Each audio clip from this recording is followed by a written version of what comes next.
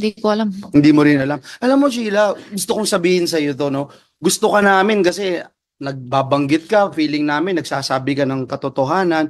Pero syempre, gusto na namin maintindihan mo na yung pag sinasabi mong hindi mo alam, kasi, Hindi ko po talaga hindi, alam. kaya nga, Kaya sabi ko gusto hindi ko alam. munang maintindihan mo na hindi po pwede na hindi ko lagi alam, tapos hindi mo alam, makukulong ka na, hindi mo alam, nadidiin ka na. Wala akong Kaya nga, magawa. Kasi hindi ko alam kaya nga, talaga. mas maganda na alam mo yun. Kasi kunyari, hindi mo hawak lagi yung passport mo. Kung ano yung gawin ni Alice sa passport mo, hindi mo alam. Nagbe-break na kayo ng mga batas, Oh, maliwala ako sa kanya eh. o kaya nga, pero hindi mo alam kasi nagbe-break na kayo ng mga batas. Kasi Yung certificate of sa live birth totoo lang mo, po, mahina talagang loob ko. Kaya sabi ko pag may ano na hindi kailangan ko alamin, ayaw mong hindi alam. ayaw ko So alamin. ayaw mo nang alamin kahit na tinutulak ka na sa kumunoy. Hindi siguro.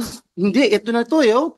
Yung passport mo, dinoktor ninyo. Yung Yung, passport kasi bigyan ng daddy. kaya nga, Kaya wala, hindi din ko alam kung ano. kunyari, binigyan kita ng droga ngayon, ilalabas mo dito. Sasabihin mo, hindi mo rin alam. Ano yung tulga? Hindi ko man. Drugs. Makukulong ka, di ba?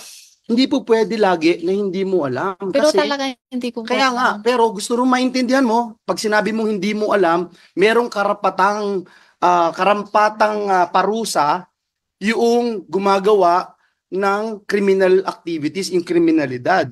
Kunyari, yung passport mo, yung certificate of live birth mo, itong 18th Congress, itinaas na ng parusa ng Kongreso yung tinatawag na perjury.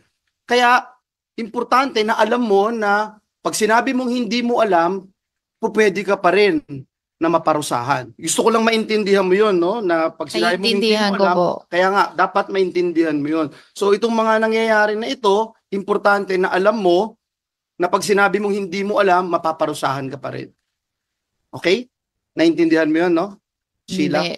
Hindi mo pa rin Hindi naintindihan? po. Oh. Kasi hindi ko alam eh. O kaya nga, Totoo naman eh. kahit na totoo na hindi mo alam, Sheila, kahit totoo na hindi mo alam, mapaparusahan ka pa rin kasi mali yung ginagawa mo, bawal yun.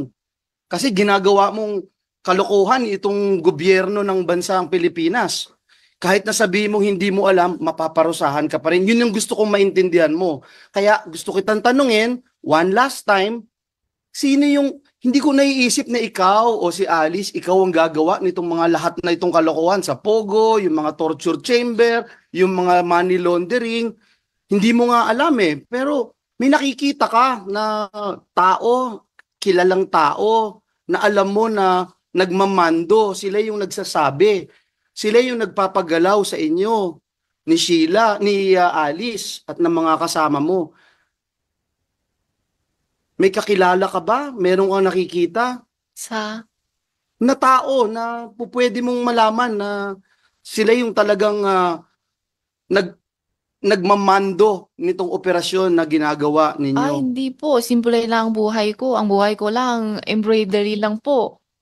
Hindi simple yung buhay mo kasi Kasi, opo, yun nagpugante lang ka eh. po. Kasi yung sa Hindi kanila, simple yung wala ko alam pugante. yung totoo naman. So wala kang Pwede sasabihin. naman kayo magtanong sa ano ko. Hanggang doon lang ako. Pero hindi mo hinahawakan ng passport mo, hindi mo alam kung saan ginagamit yung pangalan mo. Sabi mo.